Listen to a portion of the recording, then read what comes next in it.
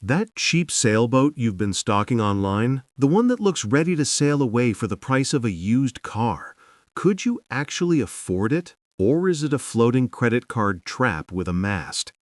In the next few minutes, I want to pull that dream apart, gently but honestly. Because cheap boat and affordable boat are not the same thing, and a surprising number of people only discover the difference after they've signed the bill of sale, moved aboard, and watched their bank account spring more leagues than their hull. Here's the deal. I'm not here to crush the dream of sailing away on a budget. I'm here to show you how to do it without going broke or hating the boat you once loved. And if you stick around to the end, I'm going to give you a simple 5-number reality check you can run on any listing in under a minute. The same back-of-the-napkin formula I use to decide whether a cheap sailboat is actually affordable or just very inexpensive bait. If straight, no-hype analysis helps you make smarter decisions, go ahead and hit subscribe now so you don't miss the follow-ups on live aboard budgets, DIY versus yard work, and what a realistic refit timeline actually looks like. All right, let's talk about the romance, and then the bill. You know the story. You see a 32-foot cruiser from the late 70s listed for, say, $19,000. Teak interior, blue cushions, maybe even a wind vane hanging off the stern. The photos are framed at sunset, the broker copy talks about ready to cruise and classic lines, and your brain does the rest. You see yourself quitting the job, pointing the bow at the islands, and living on canned beans and sunsets for next to nothing. Social media amplifies that fantasy. Shorts and bare feet, cockpit cocktails, captions about buying a cheap boat and just going. It's not that those stories are fake, they're just edited. You rarely see the invoices, the nights frozen in a haul-out yard, or the weeks waiting for a back-ordered part while your cheap home sits on stands racking up storage fees. So the first trap is emotional. The listing hits you right in the dream center of your brain. You start with, that's not as expensive as I expected, and pretty soon you're justifying everything. Yeah, it's old, but older boats are built better. Yeah, the engine hours are high, but diesels run forever.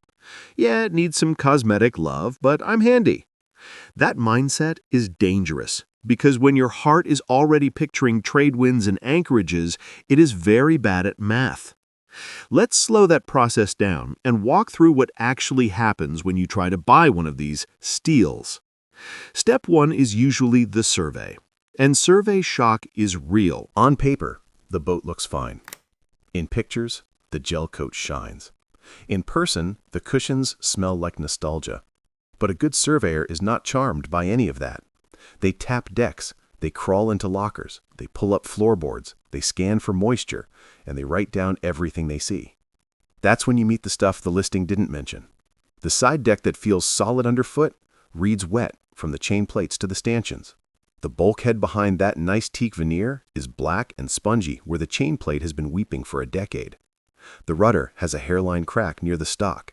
The fuel tank is original and starting to seep at the welds. The wiring behind the panel looks like a bowl of multicolored spaghetti from 4 different decades. Half the seacocks are frozen. The rig? The standing rigging is older than some of the people watching this video. None of this is unusual. It's just time. But every single line on that survey is a potential bill. And here's the uncomfortable part. The cheaper the asking price, the longer that punch list usually is. A boat that's been heavily discounted is very rarely discounted out of kindness. It's discounted because the current owner does not want to write the next round of checks. So you negotiate.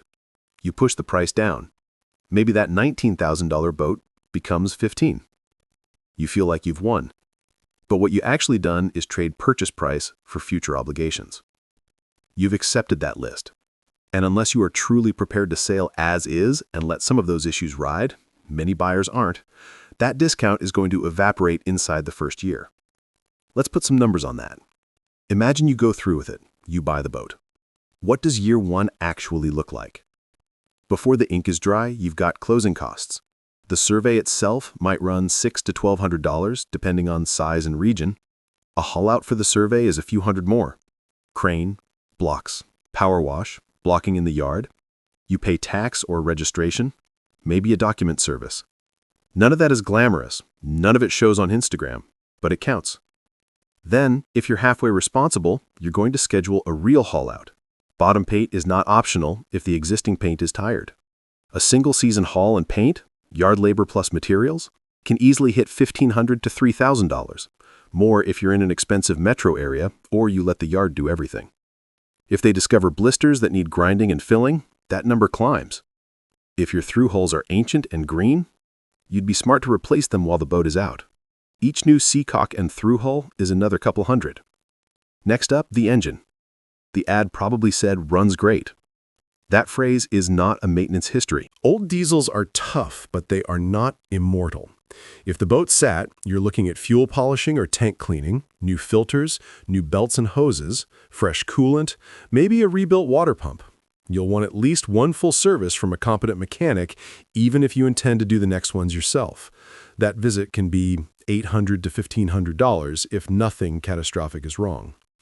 If the exhaust elbow is corroded, the injection pump is tired, the mounts are shot, or the compression test is ugly, you are suddenly talking real money, multi-$1,000 money, or the prospect of a full repower that can easily equal or exceed what you just paid for the entire boat. And then there are the sails and rig. Sails age even when the boat doesn't move. UV and flogging weaken cloth, salt stiffens stitching, and by the time most buyers show up, that nice new-ish Dacron main is 12 years old and bagged out. A decent new mainsail in a Genoa from a mid-range loft can run $5,000 to $8,000 on a 30-something foot boat. You can absolutely sail on tired sails for a while, but if your dream involves crossing real miles, eventually you will buy new cloth or you'll hate how the boat moves. Standing rigging is the big one. In many parts of the world, insurers and surveyors assume that stainless standing rigging over about 10 to 15 years old is near the end of its safe life, especially for offshore use. A full re-rig, new wires, terminals, perhaps chain plate inspection or replacement, can land in the $6,000 to $15,000 range depending on mast configuration, local rates, and how much you can do yourself. That is an enormous bill to drop on a cheap boat, but a dismasting is even more expensive. So in the first 12 months, if you take a tired but basically sound 35-year-old sailboat and bring bottom paint, engine service, sails, and rig to a responsible baseline, you can easily spend as much as or more than the purchase price. That's not a scare story, it's just how the math frequently works. We haven't talked about where the boat actually lives yet. Dockage, your slip or mooring, is the quiet killer of budgets. Even in relatively affordable regions, a 30-foot slip in a basic marina might be $1,500 to $3,000 a year. In popular harbors or live-aboard-friendly marinas, that number can jump to $6,000, $8,000, even $10,000 or more annually. If you're allowed to live aboard, many marinas charge a live-aboard fee on top. Think an extra couple hundred a month. On a tight budget, that alone can be the difference between cheap home and why are we doing this again? If you skip the slip and go for a mooring or anchor-out lifestyle, you still have costs. Mooring fees, dinghy dock fees, a more robust dinghy and outboard, and the wear and tear of commuting by small boat in all weather. Insurance is the next line item, and it has teeth. In some regions, you may get away with liability-only coverage for a modest annual premium. In others, especially hurricane-exposed or litigious areas, hull insurance and higher limits are required by marinas. Premiums for older boats have climbed, and in some cases, insurers simply say no. If you do get a policy, expect anywhere from a few hundred to a couple thousand per year, depending on the insured value, cruising area, and your experience.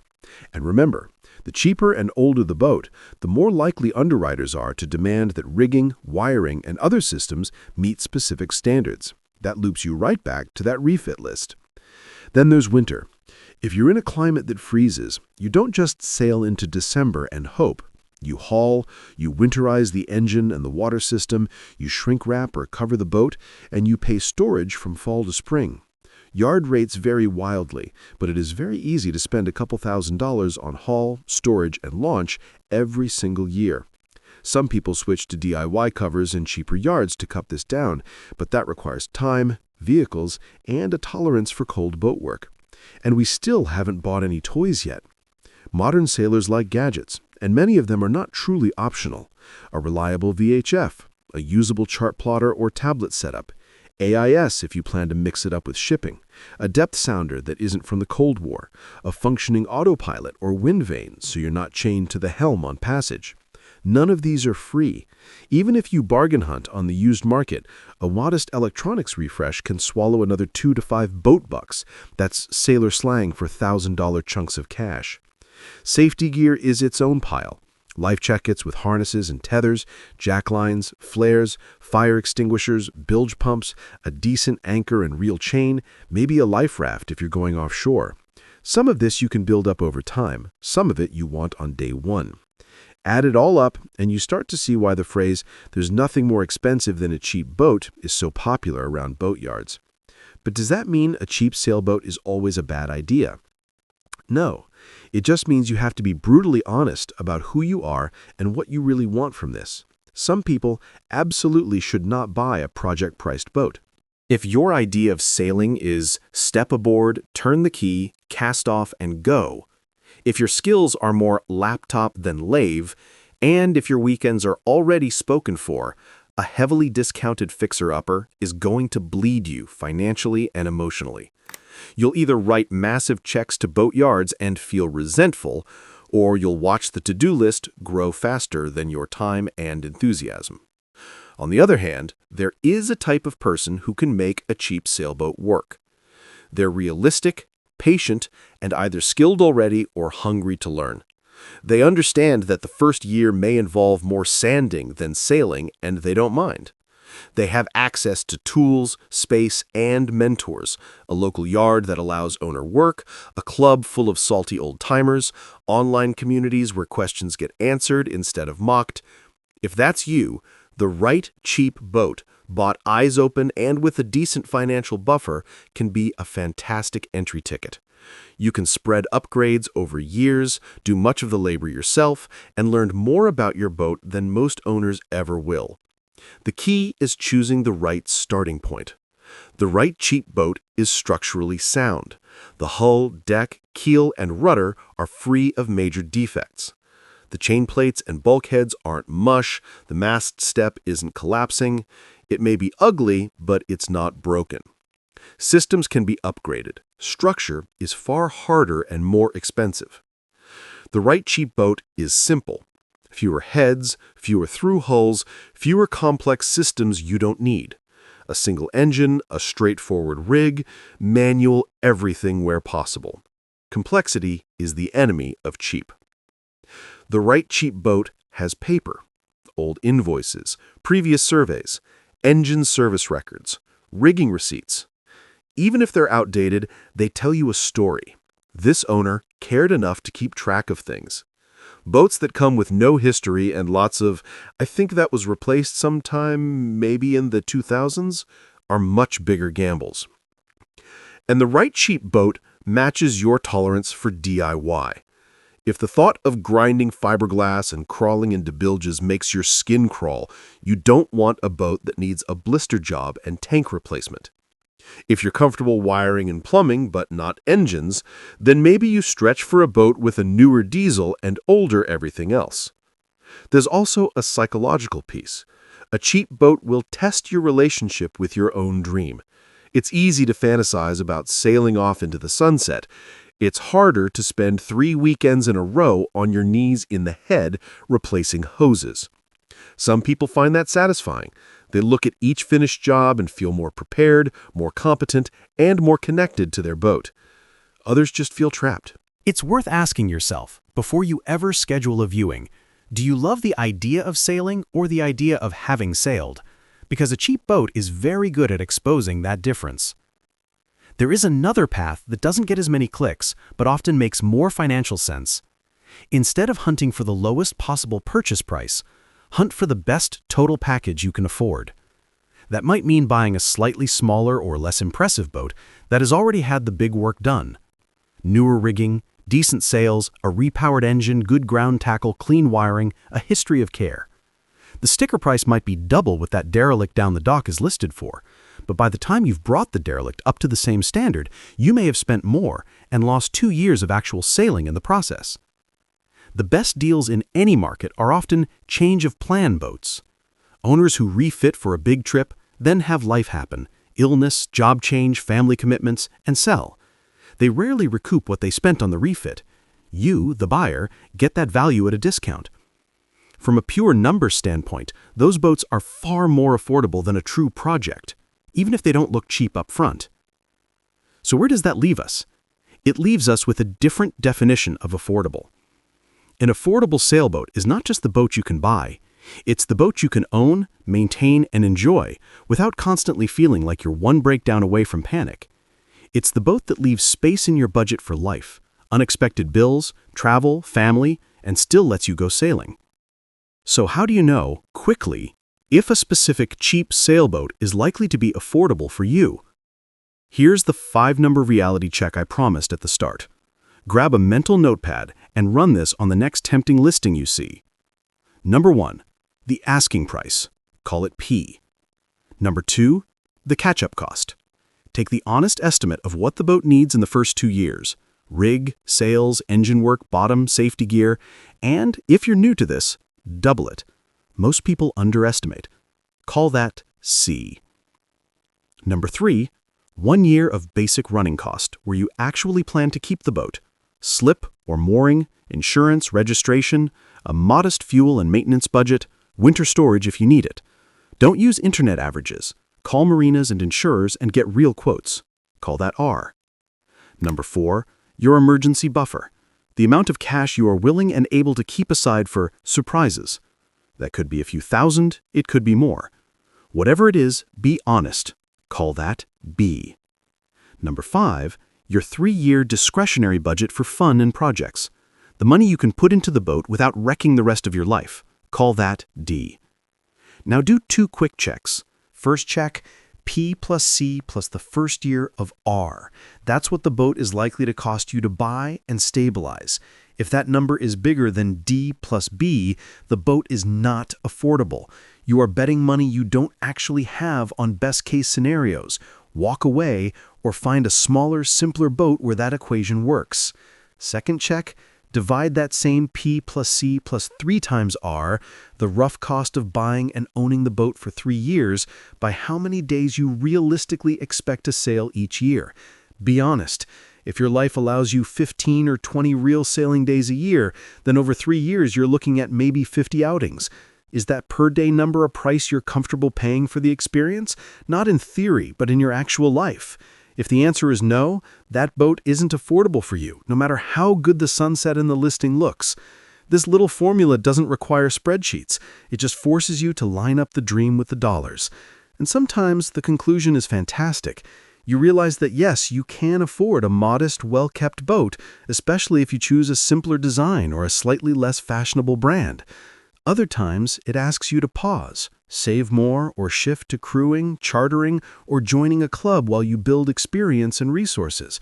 None of those outcomes are failures. The only real failure is buying a boat that turns your dream into resentment. So, can you really afford a cheap sailboat? Maybe.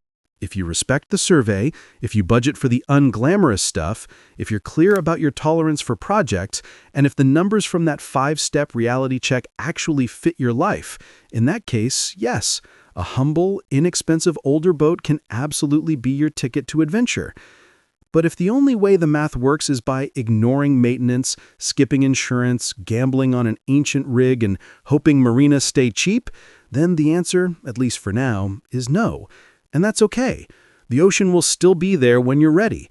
If this kind of straight talk helped you see past the listing photos, hit subscribe so you don't miss the deeper dives we've got coming on real-world budgets, specific boat examples, and the smartest upgrades to tackle first when money is tight. And let me know in the comments, what's the cheapest sailboat you've seriously considered, and what did the numbers look like when you ran them for real? Fair wins and smart choices.